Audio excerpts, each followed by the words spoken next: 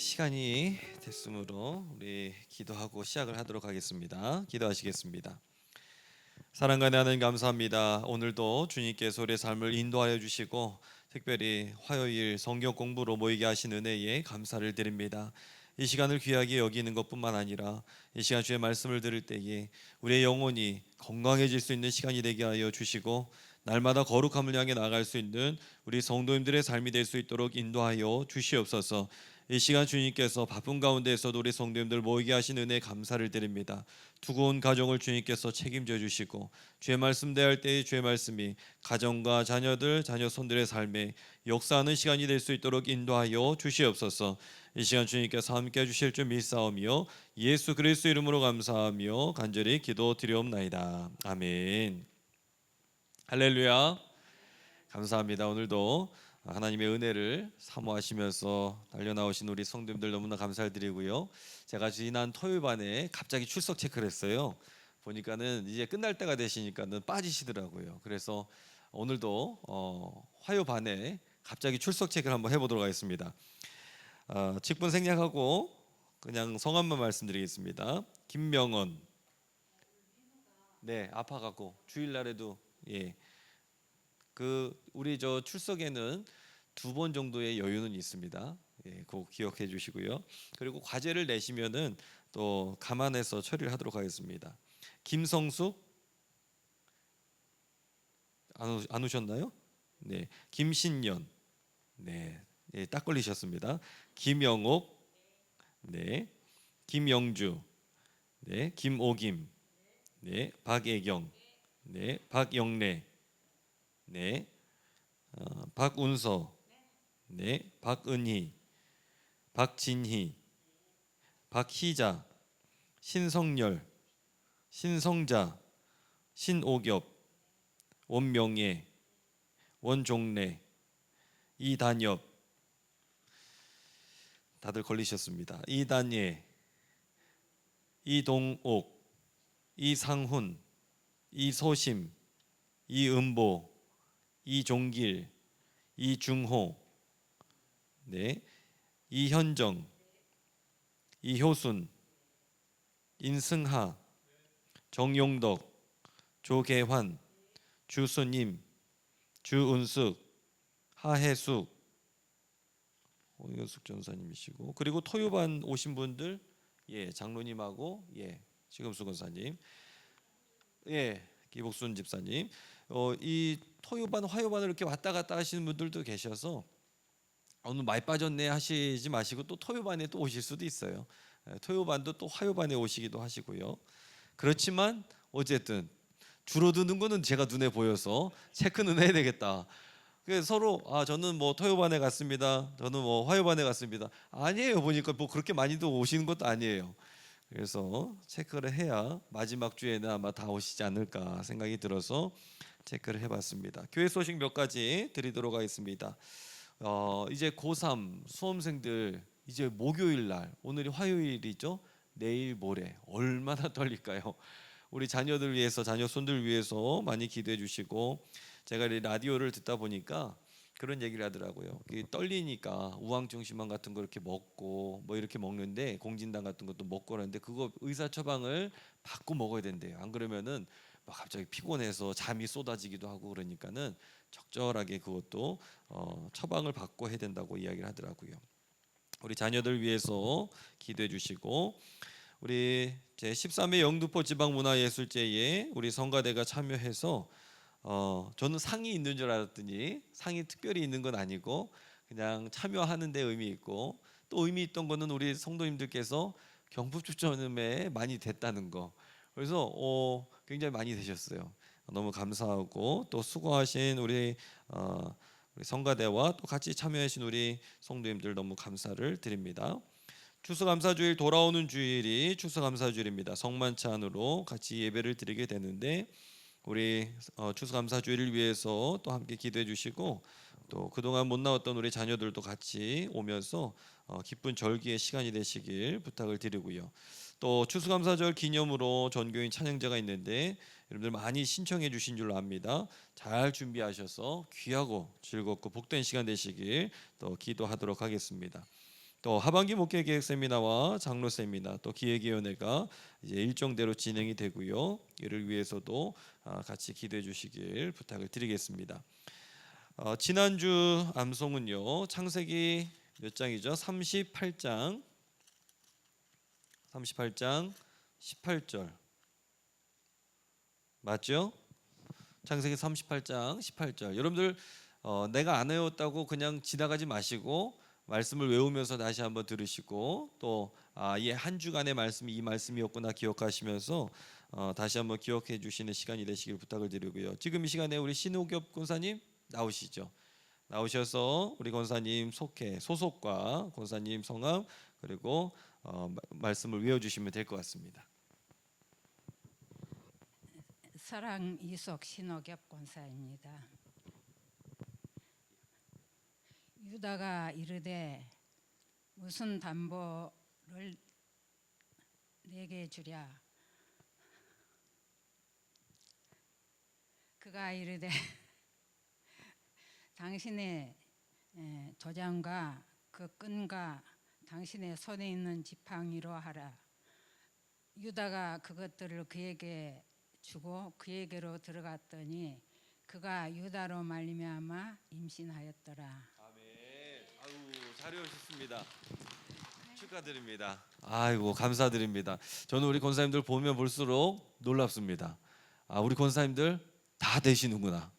그 지난 토요일 날 우리 박영래 권사님 외우셨었죠. 예, 박영래 권사님이 지난 토요일에 외우셨어요. 암송을. 그래서 그때 뭐 다들 그냥 뭐 박수를 그냥 화요반에서도 박수 받으시네요 권사님. 네.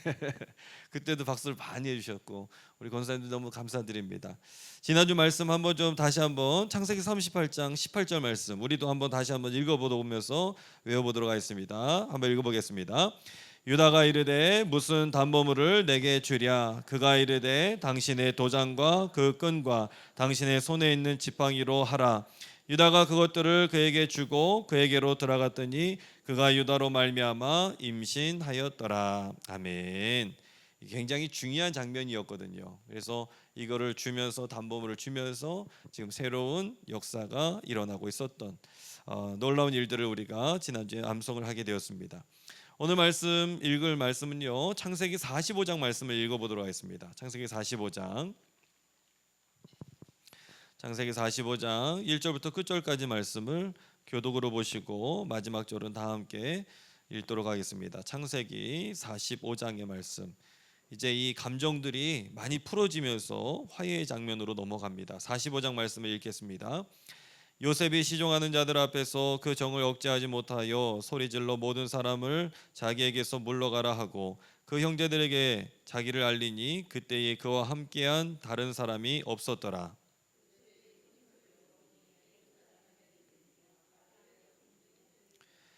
요셉이 그 형들에게 이르되 나는 요셉이라. 내 아버지께서 아직 살아계시니까 형들이 그 앞에서 놀라서 대답하지 못하더라.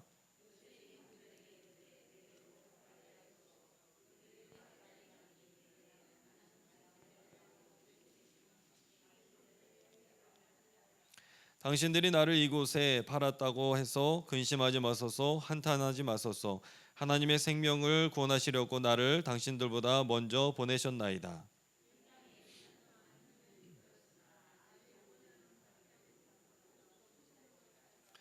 하나님이 큰 구원으로 당신들의 생명을 보존하고 당신들의 후손을 세상에 두시려고 나를 당신들보다 먼저 보내셨나니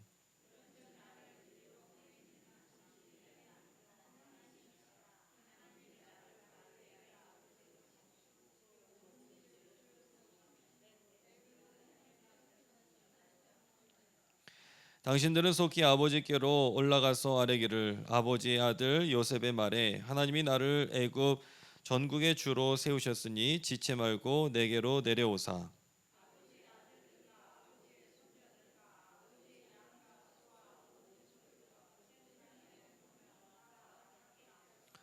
흉년이 아직 5해가 있으니 내가 거기서 아버지를 봉양하리이다. 아버지와 아버지의 가족과 아버지께 속한 모든 사람에게 부족함이 없도록 하겠나이다 하더라고 전하소서.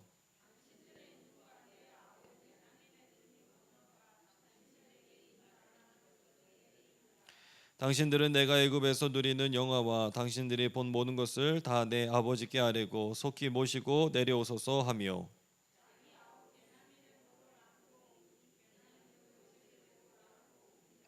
요셉이 또 형들과 입맞추며 안고 오니 형들이 그제서야 요셉과 말하니라.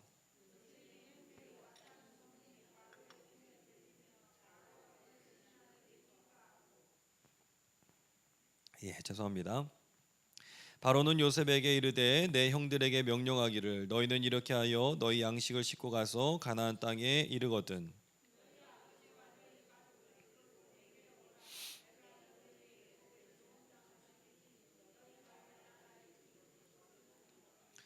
이제 명령을 받았으니 이렇게 하라. 너희는 애굽 땅에서 수레를 가져다가 너희 자녀와 아내를 태우고 너희 아버지를 모셔오라.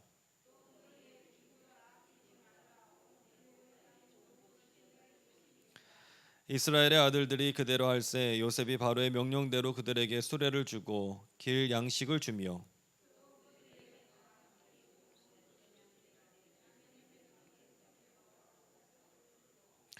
그가 또 이와 같이 그 아버지에게 보내되 수나기 10필에 애굽의 아름다운 물품을 실리고 암나기 10필에는 아버지에게 길에서 드릴 곡식과 떡과 양식을 실리고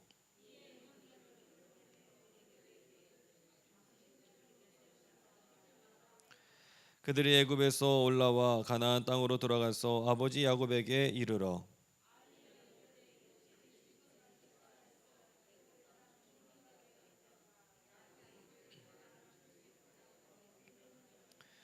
그들이 또 요셉이 자기들에게 부탁한 모든 말로 그에게 말하며 그들의 아버지 야곱은 요셉이 자기를 태우려고 보낸 수레를 보고서야 기운이 소생한지라. 이스라엘이 이르되 조카도다 내 아들 요셉이 지금까지 살아 있으니 내가 죽기 전에 가서 그를 보리라 하니라. 아멘.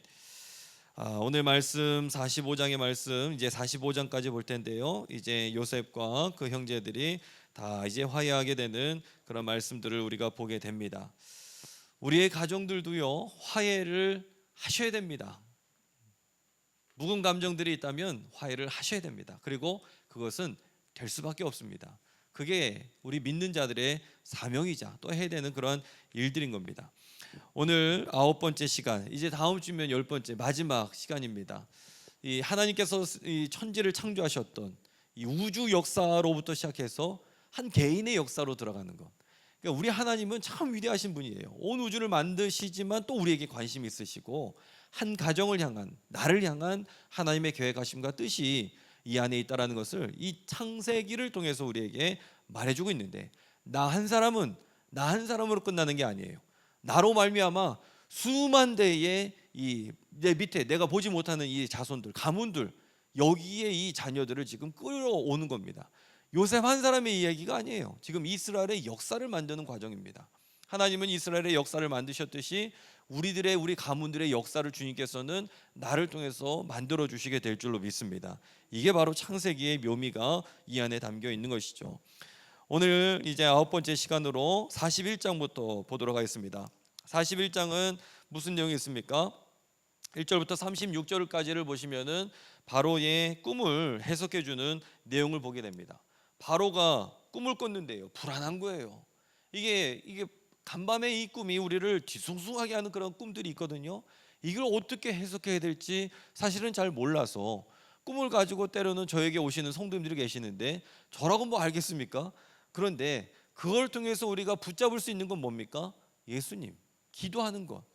간밤의 꿈이 불안하다면 우리는 예수님 앞에 나아가는 것이고 좋다라고 이야기한다 할지라도 우리가 그거에 대해서 뭔가 신뢰하고 믿는 것이 아니라 그 꿈을 믿는 게 아니라 예수님을 믿는 것이 우리의 삶의 중심이 되어야 되는 거예요. 오늘 말씀에 보면 이 꿈이 어떤 내용이었느냐? 흉하고 야인 소가 아름답고 살찐 어떤 소입니까? 이 7소를 삼키게 됩니다. 그리고 가늘고 마른 7 이삭이 무성하고 충실한 이삭을 삼키는 꿈이었어요.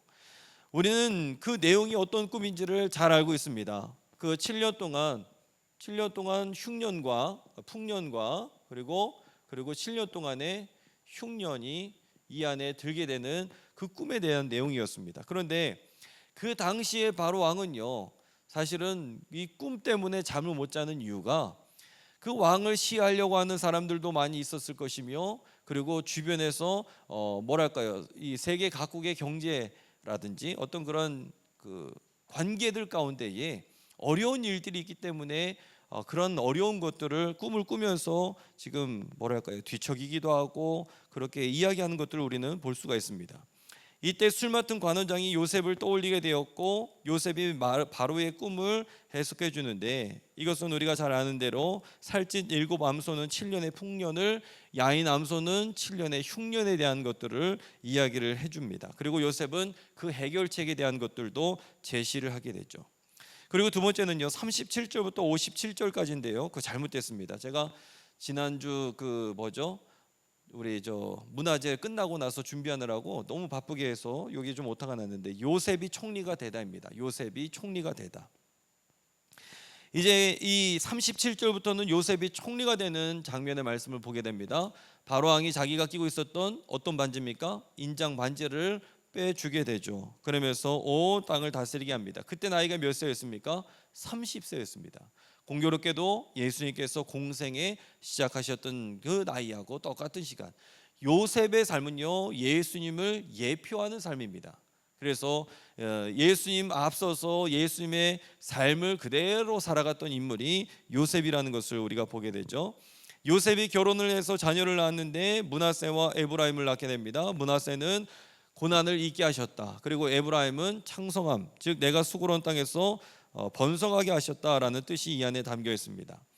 요셉의 말대로 풍년 동안에는 곡식을 거둬들입니다. 그리고 흉년 때에는 이것을 양식을 떨어져서 기근이 심하면서 팔기도 하고, 애굽에는 쌀이 떨어지지 않고 곡식이 떨어지지 않았다는 것을 보게 되죠. 여기에 의미가 어떤 의미가 있느냐라는 겁니다. 첫 번째는요, 하나님을 향한 시선을 키우라입니다. 하나님을 향한 시선. 우리들도 마찬가지입니다. 우리도 어렵고 힘든 일들을 만나는 것뿐만 아니라 언제든지 하나님을 향한 시선을 가지고 있어야 됩니다. 술 맡은 관원장이요, 감옥에서 나간 지 몇 년입니까? 2년. 2년 동안 요셉을 기억하지 못합니다. 감옥에 있던 요셉은 분명 하나님의 뜻으로 감옥에서 나가게 되었지만 그의 바람대로 하나님의 뜻과는 다르게 이게 달라 보였던 거예요. 우리도 마찬가지 아닐까요? 내가 음성도 들었습니다. 꿈도 꿨습니다. 그런데 내가 받은 거하고 현실의 삶이 전혀 동떨어지게, 전혀 다르게 그렇게 진행되는 그런 모습들이 있다라는 거예요. 상황은 요셉이 바랐던 방향과는 다르게 흘러갔습니다. 그러나 요셉은 좌절하지 않고 계속해서 기다렸습니다. 2년 후에 바로가 꿈을 꾸고 불안해하자 비로소 요셉이 떠오르게 되었고, 바로 앞에 섰을 때에 뭐라고 요셉이 이야기하냐면, 이 꿈은 내가 푸는 게 아닙니다. 하나님께서 푸십니다. 하나님께서 응답하실 것입니다. 이것을 요셉이 이야기하는 거예요. 요셉은 대답할 때마다 뭐라고 얘기하냐면, 하나님께서 하십니다. 하나님이 하십니다. 하나님이 바로에게 보이신 것, 하나님께서 작정하신 일, 하나님을 계속해서 이야기하는 것을 우리는 보게 됩니다. 즉 요셉은요, 자신의 이 삶을 보면서 하나님을 더욱더 신뢰하게 되었어요. 하나님이 내 삶을 이끌어가고 있구나, 이 시선을 하나님께만 고정하고 있었다는 거예요. 두 번째는요, 문제를 넘어서 하나님의 뭐가 되라? 대안이 되라입니다. 문제를 넘어서 하나님의 대안이 되라. 요셉의 이 안정적인 리더십, 그리고 이 통솔력, 탁월한 행정력, 이게 어떻게 가능하느냐라는 거예요. 이게 어떻게 가능하느냐? 그동안 요셉이 겪었던 뭡니까? 고난. 이 고난이 재료가 되었던 거예요. 우리 성도님들의 삶에 고난이 있습니다. 이 고난이 재료가 되는 거예요. 그래서 우리 가정을 잘 이끌어갈 수가 있는 것이고, 어려웠을 때에도 이겨나갈 수가 있게 된 가장 큰 이유는 고난입니다.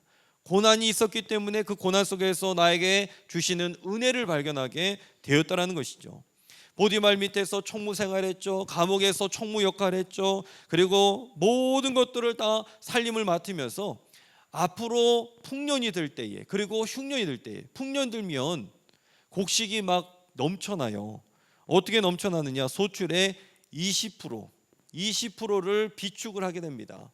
한 나라의 곡식의 20%를 비축한다. 여러분들 상상이 되십니까? 그때에 뭐가 필요합니까? 창고 필요해요. 쌀, 곡식 가둬 넣어야 되잖아요. 또 뭐 필요해요? 누가 약탈해 갈 수도 있으니까 군대 필요합니다. 성경에 나오지 않았지만 이 모든 것들을 사실은 다 조직을 해야 돼요. 이런 것들을 다 조직해야 되는데 지금 그 훈련을 어디에서 했느냐? 감옥에서 했고, 어디에서 했느냐?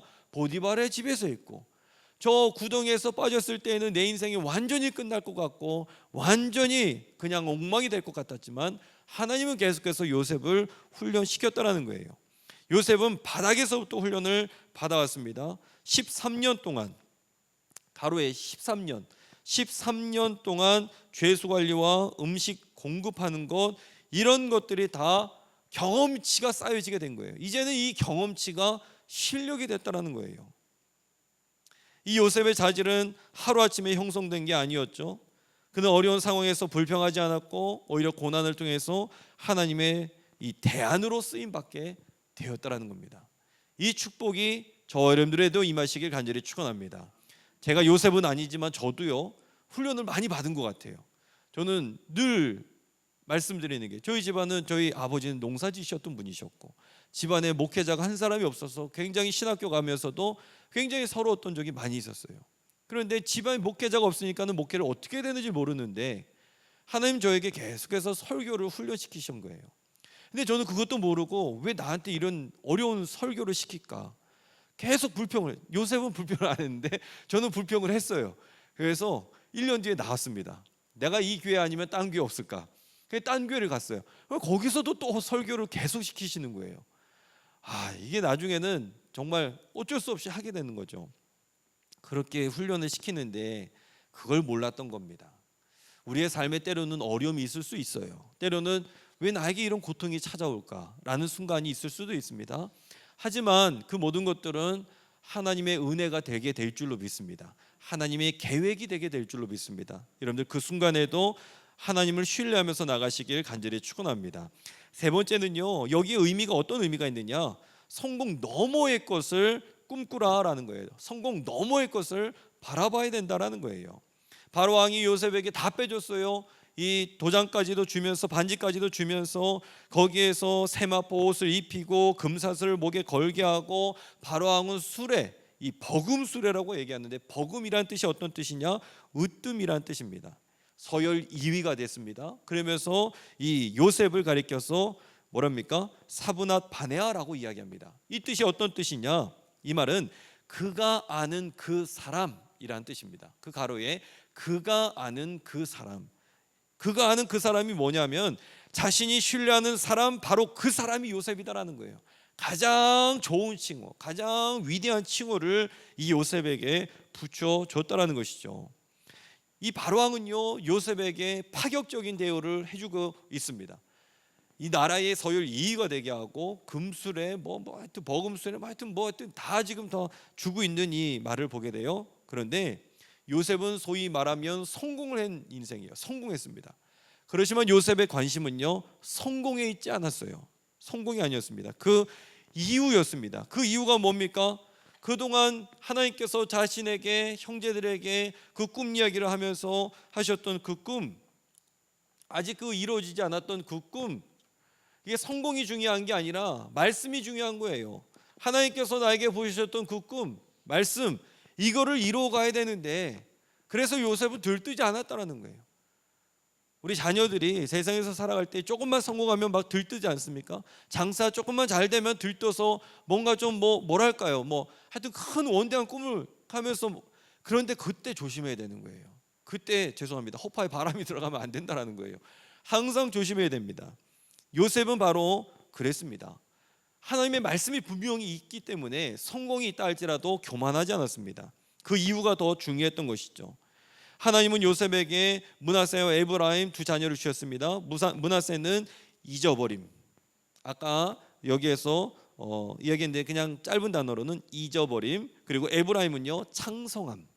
에브라임은 창성함이라는 뜻이 이 안에 담겨 있습니다. 그러면서 하나님은 과거의 상처를 잊게 하시고 치유케 하시고 이 번성케 하시는 이 요셉을 모습을 41장에 우리에게 보여주고 있습니다. 그러면 내 삶에 이것을 어떻게 적용할 수 있느냐?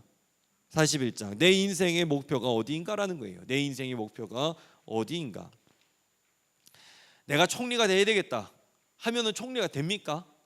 쉽지 않죠. 이게 쉬운 일이 아닙니다.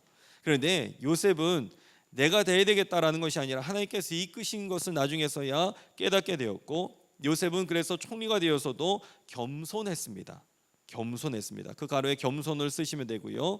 그는 맡은 책임을 다하는 사람이었습니다. 어디에서 볼 수가 있느냐?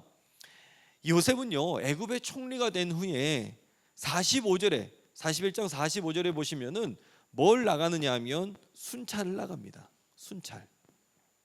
이게 아주 지나치기 쉬운 말씀인데요, 요셉이 순찰을 나가요. 학자들은 이야기합니다. 요셉이 이 당시에 순찰을 나가지 않았더라면 반대 세력에 의해서 제거됐을 것이다 라고 이야기하죠. 왜 그랬느냐? 요셉을 신뢰하는 사람은요, 바로왕 한 사람밖에 없습니다. 그런데 우리가 알지만 바로왕하고의 관계만 있습니까? 아니죠. 오히려 같이 일하는 사람과의 관계가 있죠. 그 관계에 있어서 아마 이 사람이 그 자리에서 내가 2인자인데 에헴 하고 이야기하면서 자리만 지키고 있었으면 이 사람은 아마 제거당했을 것이다, 모함받아서 제거당하게 됐을 것이다 라고 이야기를 하죠. 그런데 요셉은요, 겸손했습니다. 있는 자리를 지키지 않고 순찰을 다녔어요. 그러면서 이제는 편안하게 살 수 있었지만 직접 순찰을 나가게 되었다는 거예요. 이게 지도자들이 늘 알아야 되는 겁니다. 속장님들도 늘 기억하셔야 됩니다. 그냥 전화하는 게 아니라 발로 신방을 뛰어야 되는 것이고, 목회자도 마찬가지고 전사님도 마찬가지고 우리는 현장으로 다녀야 되는 거예요. 현장을 다니면서 성도님들의 삶을 돌봐야 될 필요가 있다라는 것이 지금 여기에서도 나와 있고, 느헤미야를 통해서도 우리는 그 모습을 우리는 볼 수가 있습니다. 느헤미야도 마찬가지 아니었습니까? 밑에서 보고한 대로 그냥 받은 것이 아니라 이렇게 돌아가고 있구나라고 그렇게 생각했던 것이 아니라 한밤중에 아무도 모르게 가서 일이 그러한가 아니한가 직접 살펴보았다. 이 내용이 느헤미야 2장에 나오는 말씀이라는 것을 우리는 볼 수가 있습니다. 즉 여기에서 요셉이 이렇게 변화되고 직접 다녔던 모습을 보게 되고, 내 인생의 목표는 그래서 세상의 것이 아니라 하늘의 것이 되어야 될 줄로 믿습니다. 하늘의 것, 내 인생의 목표.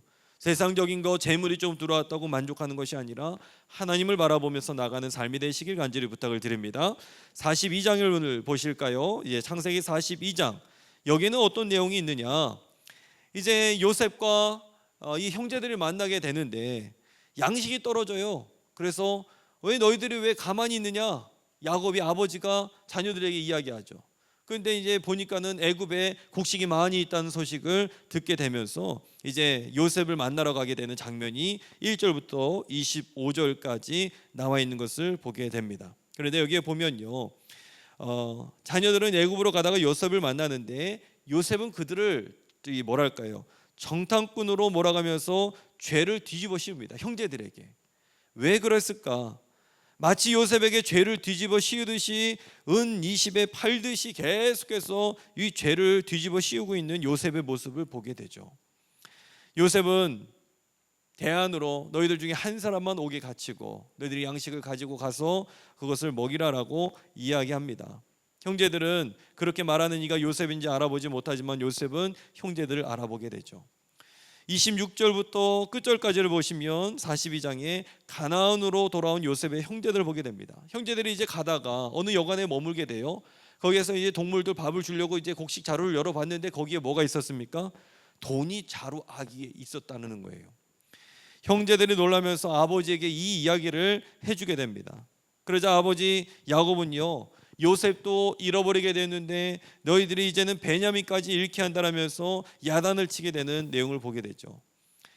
야곱의 부모님 이삭도 편애, 그리고 야곱도 편애, 자녀들을 가로에 편애를 쓰시면 됩니다. 편애로 인해서 가정의 불화가 시작되고 있는, 아니 이전부터 시작이 됐었죠. 편애하시면 안 됩니다. 우리 부모님들이. 그런데 저도 죄송합니다. 제가 삼형제 중에 막내이다 보니까는 저는 사실은 편애를 경험하지 못했어요. 왜냐하면 그냥 당연한 줄 알았어요. 삼형제 중에 막내는 그냥 무조건 이쁘대요. 학교에 가방만 들고 가는 것만 봐도 이쁘대요. 그래서 저는 자라면서 단 한 번도 싫은 소리를 들은 적이 없습니다. 아버지한테도 단 한 번도 맞은 적이 없는 것 같아요. 그래서 저도 저희 자녀들을 단 한 번도 때린 기억은 없어요. 저는 없어요. 맞은 아이들이 혹시 있는지 모르겠지만 저는 제 기억에는 없습니다. 왜냐하면 부모님이 저를 그렇게 길러주셨고 그랬기 때문에. 그런데 편애가 없다고 생각하는데 저도 보니까는 있는 것 같기도 하고 없는 것 같기도 하고. 근데 그건 있더라고요. 첫째는 왠지 조금 서먹서먹한 게 있어요. 좀 대하기가 어려운 게 있더라고요. 아직 애긴 해도. 근데 둘째 녀석은 그냥 이뻐요. 그냥 뭘 해도 이뻐요. 많이 먹어도 이쁘고 좀 덜 먹어도 이쁘고 그냥 다 이쁜 것 같아요. 아마 그 차이가 있지 않을까라는 생각이 드는데, 어쨌든 성경에서 이 편애, 문제는 뭐냐면 자녀들이 편애라고 느끼면 그거 편애인 거예요. 그런 게 있습니다. 이 편애로 인해서 가정의 불화가 시작이 됐는데 야곱도 같은 방식으로 이루어지고 있죠. 42장의 의미가 어떤 의미가 있느냐? 첫 번째는요, 해석이 바뀌어야, 이 해석이 바뀌어야 진짜 은혜다라는 거예요. 해석이 바뀌어야 진짜 은혜다. 이 요셉의 꿈 중에 일부가 성취가 되죠. 6절을 보면요, 형들이 요셉에게 다 절하게 됩니다. 그러면서 그 꿈이 이루어지는데 사실은 아직 완전하게 다 이루어지지 않았어요. 왜냐하면 베냐민이 거기에 빠져 있었기 때문에 형제들이 다 엎드려 절해야 되거든요. 그런데 이게 이 요셉은 자신의 성공이 단지 개인의 성공이 아니라, 개인의 성취가 아니라 하나님께서 이스라엘을 이렇게 번성케 하기 위한 것을 깨닫고 있는 것을 분명히 알았습니다. 5절에 보시면 이스라엘의 아들들이라는 그 표현이 있어요. 이스라엘의 아들들. 이스라엘의 아들들이라는 것은요, 단지 가족이 아니에요. 이 단지 가족이 아니라 요셉은 알았어요. 이스라엘 아들들이라는 것은요, 바로 하나님께서 이스라엘 향한 특별한 계획하심이 있고, 그리고 민족을 만들려고 하는 어떤 그 계획을 요셉은 알았던 거예요. 그래서 이 흉년이 든 가나안의 이스라엘을 요셉을 통해서 구원시키려고 하는 하나님의 계획을 의미하고 있다라는 것, 이를 위해서 이 요셉의 꿈이 온전히 성취되어야 되는 겁니다. 그래서 형들은 모두 요셉에게 절을 했지만 아직 이 베냐민까지는 포함이 되지 않았어요. 그리고 또 요셉은요, 형들의 진심을 알아봐야 됐습니다. 왜냐하면 나를 팔았을 때, 자신을 팔아 넘겼을 때 그 상처, 이 배신감, 이건 어마어마한 거거든요. 이게 지금 감정이 풀려야 되는데 지금 이 감정이 풀려지지 않았어요. 지금 이 감정 풀어가는 이 작업이 여기에 나와 있는 겁니다. 그러면서 요셉은 은혜를 체험한 후에 자신을 바라보는 시선이 달라졌다는 거예요. 이제는 그의 삶의 모든 것이 하나님께서 주신 선물이다라는 것을 비로소 깨닫게 되었던 것이죠. 두 번째는요, 성급하게 문제를 해결할 필요가 없다라는 것을 너무나 잘 알았습니다. 요셉은요, 천천히 문제를 풀어가요. 거기에 돈을 숨기기도 했고, 또 다음에 또 뭐 숨기죠? 은잔을 또 거기다 숨기기도 하고, 그래서 베냐민을 볼모로 잡으려고 했다가 나중에 유다가 볼모가 되는 그러한 이 내용들을 우리가 볼 수가 있죠. 이 계속해서 요셉은요, 형제들을 스파이로 몰아가고 있어요. 스파이로. 그러면서 막내 아우를 데려오라라고 압박을 하고 있죠. 그들은 20년 전에 이 과거의 잘못이 생각나게 됩니다. 나중에 르우벤도 이야기하죠. 우리가 그때 이 잘못에 해서 우리가 지금 이 고난을 겪는 거 아니냐라고 이야기하는 내용들을 보게 되죠. 요셉은요, 한 사람만 오게 가두고 나머지 형제들을 곡식을 가지고 돌아가게 합니다. 왜 그렇습니까? 내가 그랬거든요. 내가 혼자 감옥처럼 그 구덩이에 빠졌었거든요. 그거를 형제들에게 똑같이 지금 경험하게 하면서 자기의 묵은 감정들도 지금 해소가 되고 있는 것을 보게 됩니다. 그때에 형제들은 요셉을 웅덩이에 가두고 팔았던 과거의 기억이 떠오르게 되죠. 그러면서 이 괴로움이, 형제들이 이야기하는 거예요. 이 괴로움이 우리에게 임하도다. 형 르우벤은요, 요셉을 살리기 위해서 그 당시 애썼어요. 그리고 그 이야기를 꺼내면서 요셉이 알았어요. 형 르우벤은 나를 위해서 이런 노력을 했구나. 이런 진심이 있었구나. 요셉의 감정도 지금 해결이 되고 있는 거예요. 그런데 그 잔인했던 시몬, 그 형은 어떨까? 시몬에 대한 것은 아직 해결이 되지 않았어요. 이 시몬이 얼마나 잔인했습니까? 레위하고 나중에 창세기 38장 이 유다 누구죠? 그 그 딸 디나의 사건에 있어서 38장인가요? 디나 사건이 있었을 때에 가서 달려가서 잔인하게 살해했던 사람이 시몬이었죠. 시몬하고 레위였죠. 이 시몬에 대한 것은 아직 해결이 되지 않았습니다. 그래서 테스트하게 됩니다.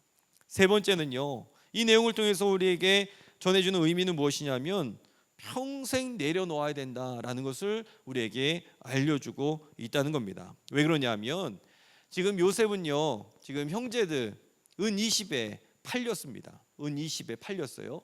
그런데 은 20이라는 것은요, 부당한 이익입니다.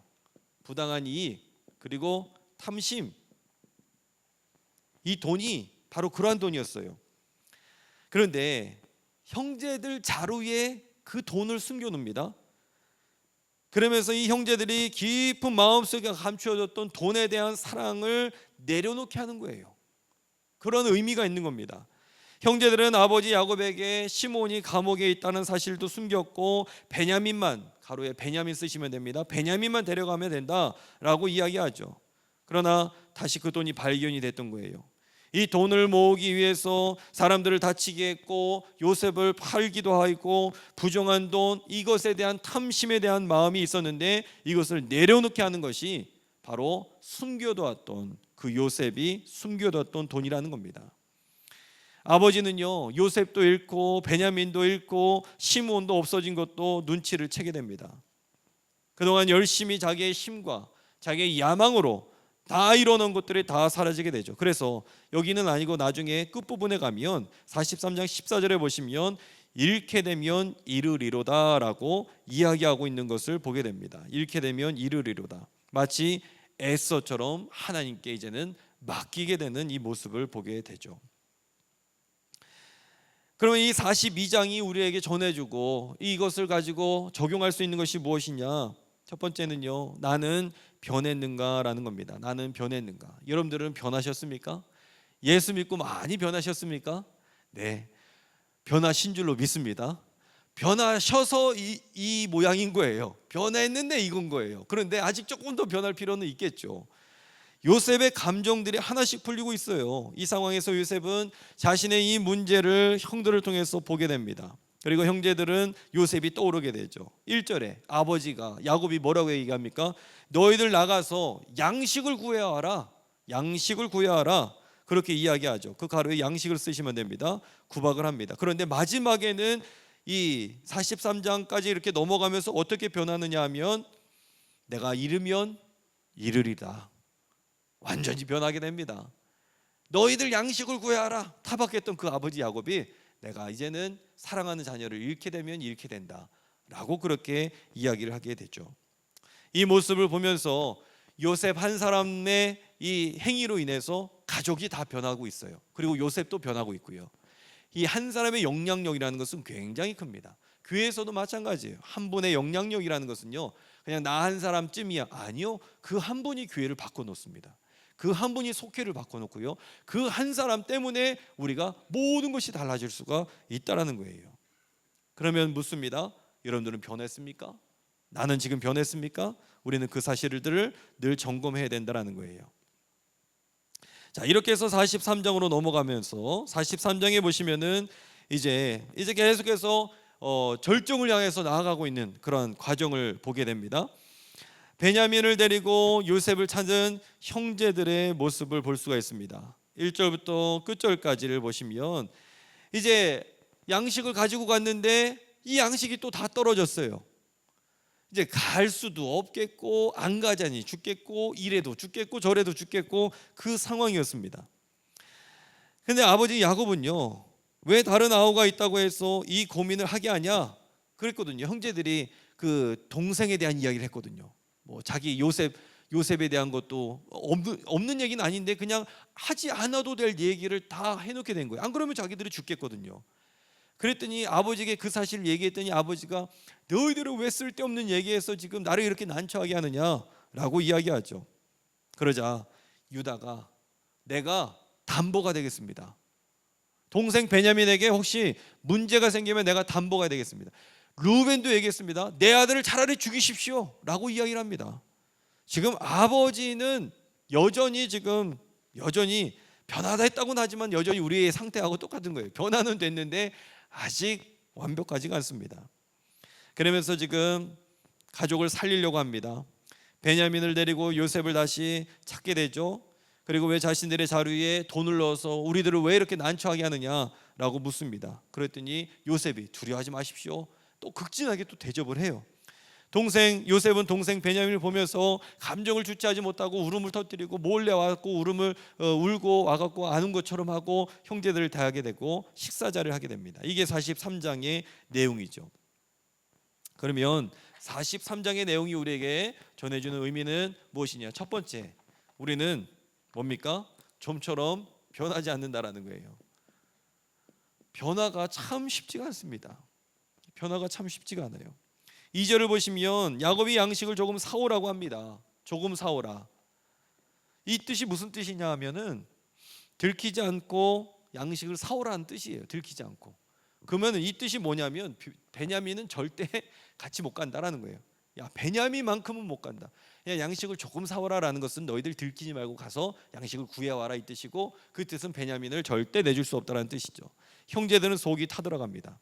야곱은 아들들에게 왜 쓸데없는 말을 해서 문제를 일으키냐라고 얘기했고, 야곱은 변했다고 생각했는데 생각보다 많이 변하지가 않았던 거예요. 그도 그럴 것이 야곱이 어떤 사람이었습니까? 야곱은 형 에서의 발 뒤꿈치를 잡아서 항상 경쟁 그리고 편애, 이 가운데에서 생존, 대표적인 아이콘이죠. 저는 이 장례식 예문 중에 은혜로운, 제가 늘 가슴에 새기는 단어는 뭐냐면, 이제는 생존 경쟁도 없는 하나님 나라에서 평안한 안식을 얻게 해달라는 그 기도가 저에게는 참 은혜가 돼요.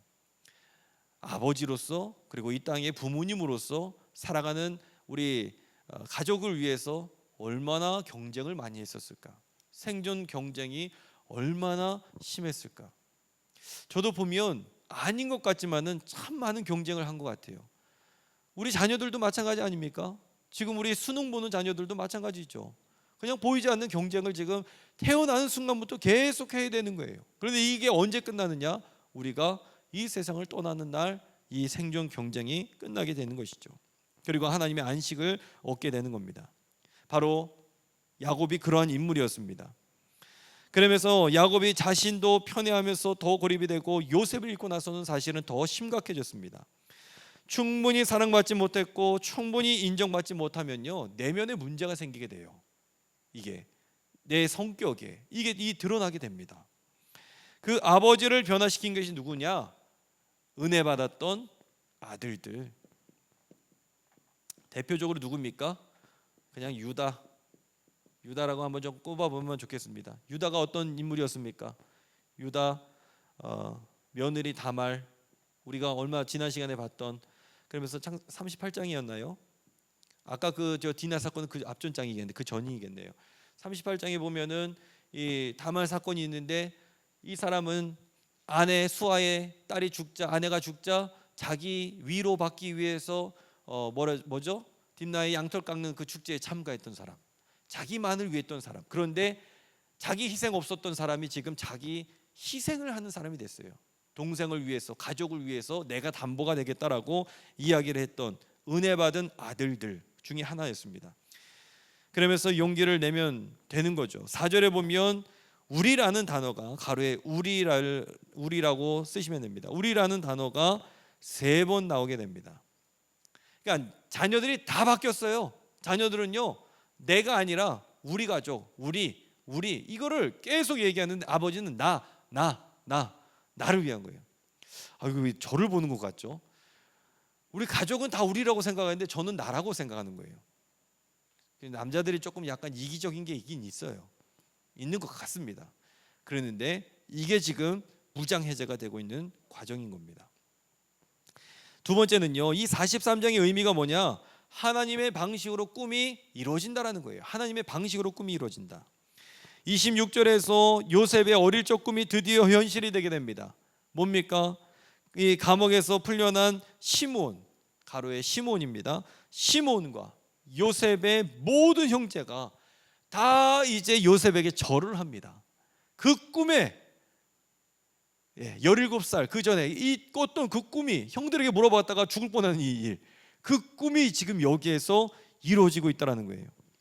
요셉은요 만찬을 준비합니다. 그는 동생 베냐민을 만나면서 눈물을 터뜨려죠.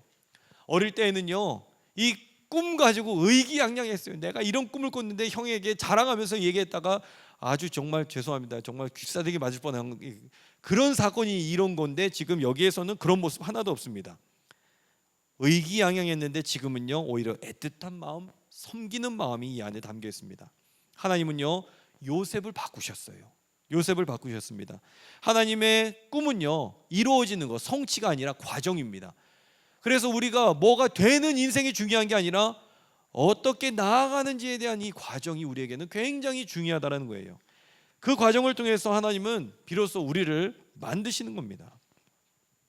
그래서 우리 43장을 통해서 나에게 적용해 보자면, 나에게는 성숙함과 배려가 있느냐라는 거예요. 나에게는 성숙함과 배려가 있느냐.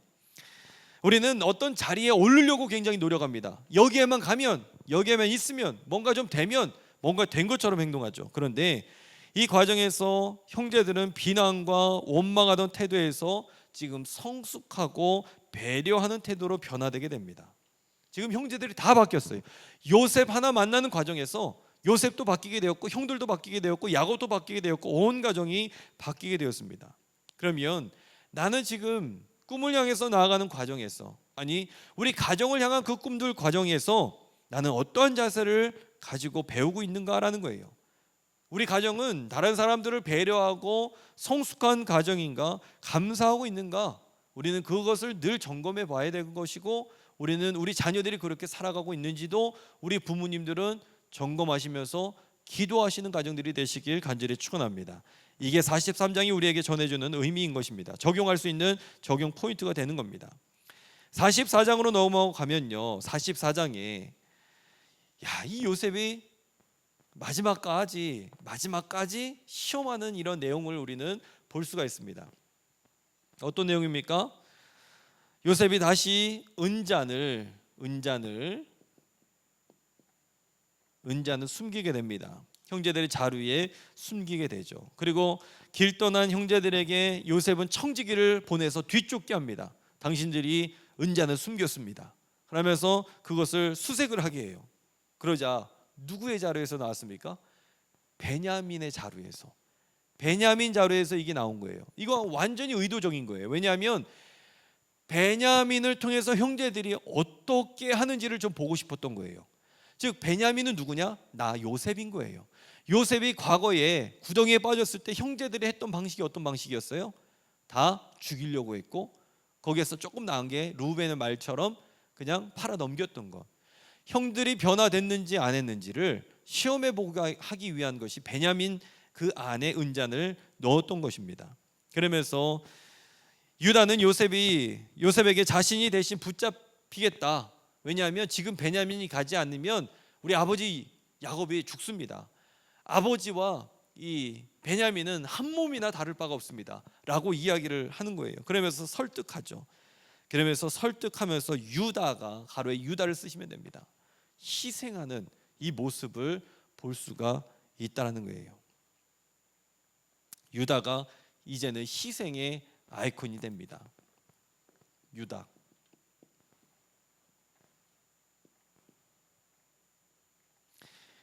유다가 그 다음에 어디로 넘어갈까요? 저는 계보를 잇는다면 갈렙. 갈렙.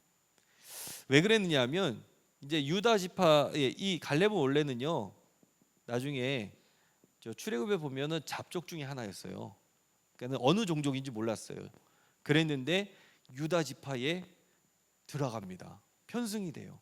그러면서 이 갈렙은 그냥 만년 2인자였어요. 여호수아와 갈렙. 갈렙은 늦은 나이에 또 부름을 받게 되고, 그러면서도 불평불만하지 않고 이 산지를 나에게 주옵소서. 그러고 이야기하면서 헤브론 산지, 당시에 아무도 가지 않는 그곳을 갈렙이 갑니다. 해발 1000m 되는 곳에. 이 산지를 나에게 주소서. 우리는 은혜롭게 찬양하지만 사실 그거 은혜로운 찬양 아니에요. 희생하는 찬양입니다. 그 희생을 갈렙이 했어요. 희생의 아이콘 유다, 이 계보를 잇는 사람이 되었다는 것이죠. 44장이 전해주는 의미가 무엇이냐? 첫 번째, 뭐가 뭐보다 낫습니까? 순종이 제사보다 낫다. 이거는 정말 성경에서 여러분들도 저도 계속해서 들어야 될 메시지가 바로 이 메시지입니다. 왜 그러냐? 저는 44장에 있어서 가장 중요한 인물 한 사람을 꼽자면 청지기라고 생각합니다. 청지기. 이 사람 대단한 사람이에요. 그 가로에 청지기를 쓰시면 될 것 같습니다. 왜 그러냐 하면 주인 요셉이 하는 짓을 다 봤어요. 뭘 봤습니까? 나쁜 짓, 모함을 했거든요. 은잔을 숨기질 않나, 그 돈자루에다가 놓고선 그 형제들에게 당신들이 이거 가져갔지, 이렇게 모함하고 밀어넣는 모든 모습을 본 사람이 청지기예요. 그런데 이 청지기, 물론 그렇지만, 물론 말이 없는 사람이지만 이 사람이 행여나 마음 조금 의로운 정의, 이 사람 정의로웠다면 생각해 보세요. 이 주인이 지금 이렇게 하는 게 맞아? 내가 이거 데모할 거야, 내가 이거 좀 뜯어 고칠 거야 라고 이야기하면서 형제들에게 가서 만약에 이 이야기를 그대로 얘기했다면 이 역사는 없어질 역사인 거예요. 이 역사는 없어질 역사예요. 이 청지기가 조금만 좀 의로웠다라면 아마 주인에게 대들어서 이야기하면서 당신도 똑바로 못하면서 지금 뭘 어떻게 합니까? 라고 이야기를 했을 겁니다. 그런데 이 청지기는 절대 그러지 않았어요. 청지기의 역할은 그냥 순종이었어요. 숨기라고 하면 숨겼어요. 감추라고 하면 감췄어요. 그 짓이 나쁜 짓인지를 알면서도 했어요. 왜? 주인이 하라고 했기 때문에. 이게 바로 우리가 가져야 될 자세인 줄로 믿습니다. 성경에 보면 때로는 이거 맞나? 좀 불의한 사건들이 많아요. 이게 말이 안 되는 일들이 많아요. 야곱을 통해서 구원의 역사가 이뤄가는 것도 사실은 말이 안 돼요. 왜냐하면 굉장히 야비한 사람이거든요. 그런데 하나님께서 하시겠다라는 거예요. 구원은 니들이 쓰는 게 아니라 내가 쓰는 거야. 마찬가지예요. 우리의 가정이 조금 의롭지 못해도 상관없습니다. 너의 가정은 너가 쓰는 게 아니라 내가 너의 가정의 구원의 역사를 쓸 거야. 이게 바로 우리 하나님께서 우리에게, 우리 청지기예요. 우리는 그냥 순종하면 되는 사람들입니다. 그런데 우리가 이 사실을 잊어버리고 살아갈 때가 너무나 많이 있다라는 것이죠. 저는 이 말씀이 제일 은혜가 되더라고요. 청지기는 그냥 순종했어요. 우리가 어떻게 살아가야 되느냐? 청지기처럼 살아가야 된다는 거예요. 두 번째는요, 삶은 충분히 늘 잘못될 수가 있습니다. 삶이라는 것은 잘못될 가능성이 많이 있습니다. 왜 요셉은 베냐민을 붙잡아 두는가? 지금 야곱의 가정의 중심이 누구냐라는 것을 우리에게 알려주고 있습니다. 중심이 누굽니까? 베냐민이었어요. 베냐민이 지금 가정의 중심이에요. 그런데 이 뜻은 뭔 뜻이냐면 원래는 누가 중심이었습니까? 요셉, 내가 중심이었어요. 요셉이 중심이었습니다. 지금 요셉은요, 사실 가로에 자신의 이야기를 하고 있는 거예요. 자신의 이야기.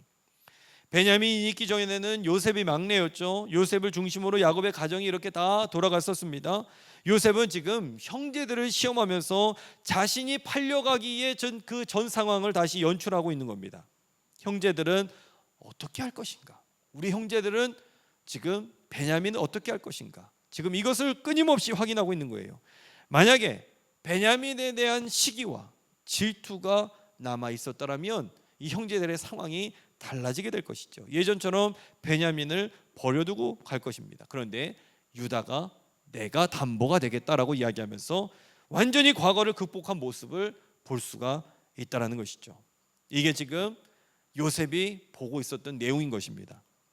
그러면 이 내용 가지고 우리가 우리의 삶에 적용을 어떻게 할 수 있느냐? 첫 번째, 우리는 아픔을 공감하고 있느냐라는 거예요. 우리는 아픔을 공감하느냐? 지금 한국에 있어서 교회를 떠난 사람들이 100만 명이 넘는다고 이야기하는데 이 통계도 사실 정확하지 않고 더단대라고 이야기를 많이 합니다. 공동체에 때로는 예배만 드리고 가는 성도님들이 많이 계세요. 공동체 안으로 들어와야 되는데 이제는 코로나 이후 시대에 젊은 층들이 지금 이 아파트에서 지금 지난주에도 7분인가요? 10분이 새로 오셨었어요.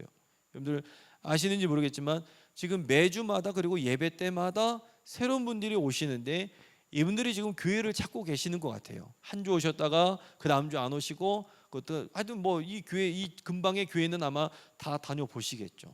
근데 중요한 것은 무엇이냐? 저들이 정착을 하고 신앙생활하는 게 중요합니다. 예, 정착을 하셔야 돼요. 그런데 이 정착하기 위한 과정에 우리가 어떻게 지금 그들을 대해야 되느냐?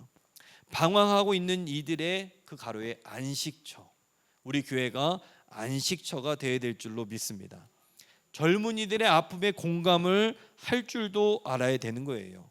그러기 위해서 우리는 형들처럼 시기심이라든지 질투라든지 이런 것들을 버려두고 내려둬야 됩니다. 그리고 때로는 부정적인 이야기, 때로는 우리가 서로 흉보는 이야기, 이런 것들도 근절해야 돼요.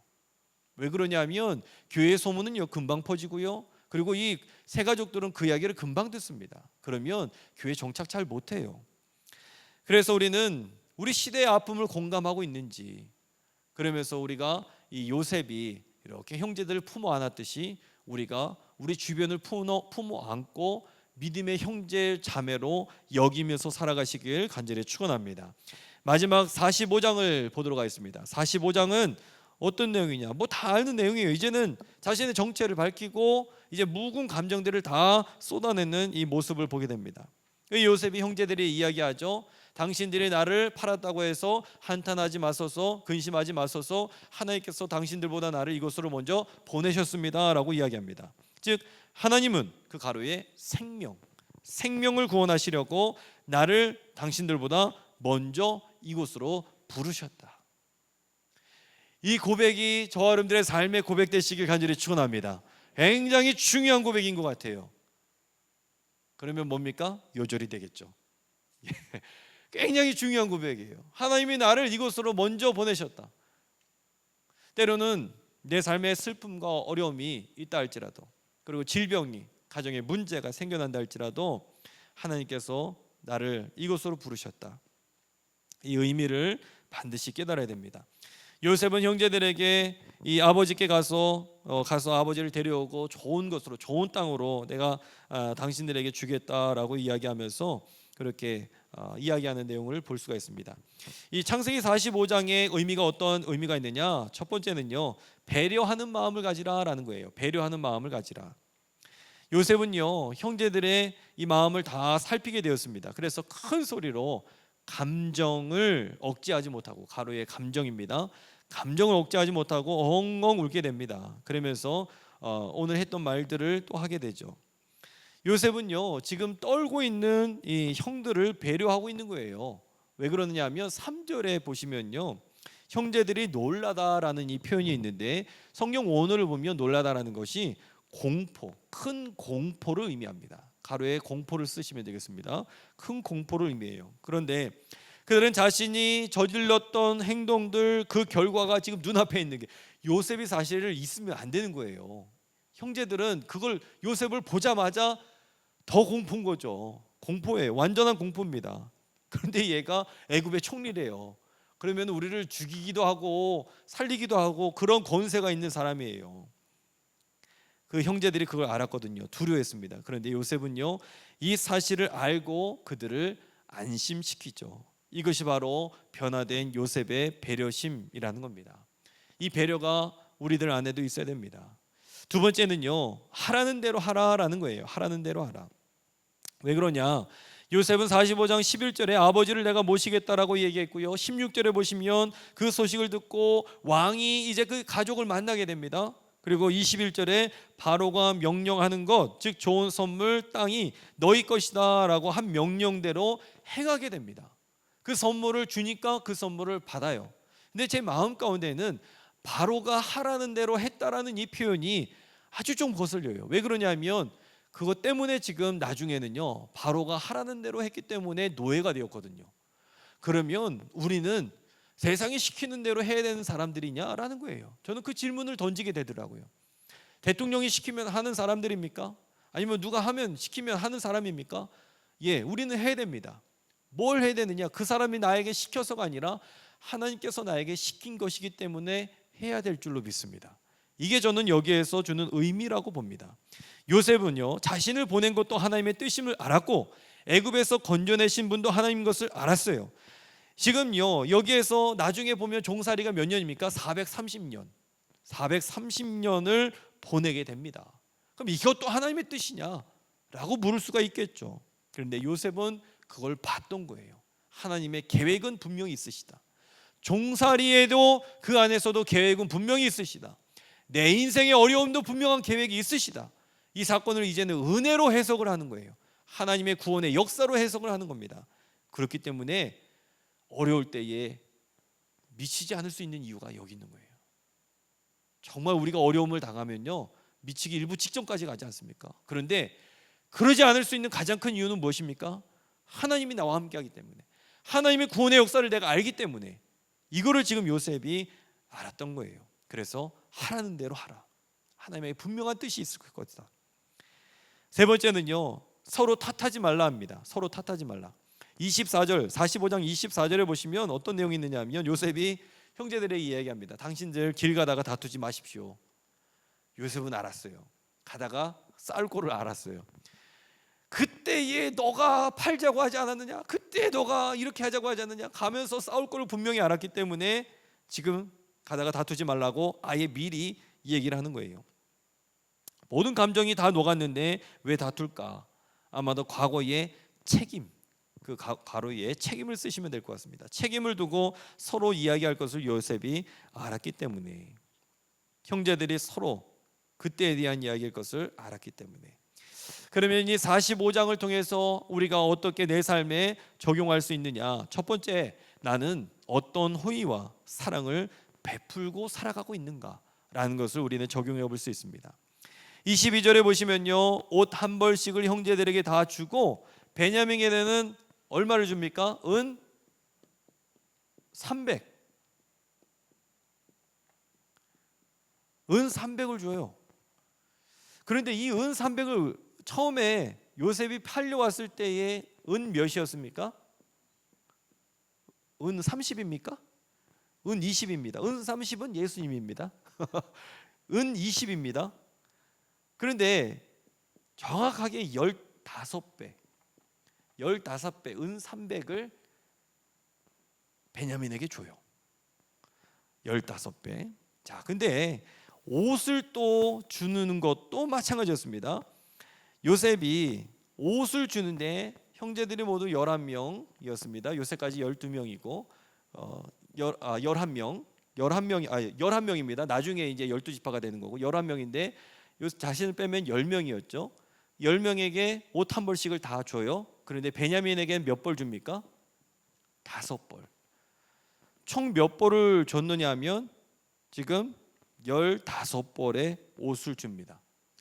이게 도대체 무슨 저기가 있느냐 하면, 요셉에게 옷은요, 요셉에게 있어서 옷은 굉장히 큰 상징이 있습니다.